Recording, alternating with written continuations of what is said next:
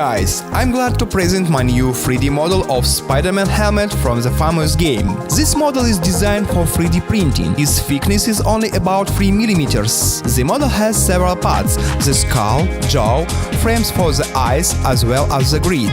Some such grids are difficult to print on a regular 3D printer. They should be printed or photopolymer printing or use another way to reproduce them. On the cranial and mandibular parts there are grooves for neodymium magnets.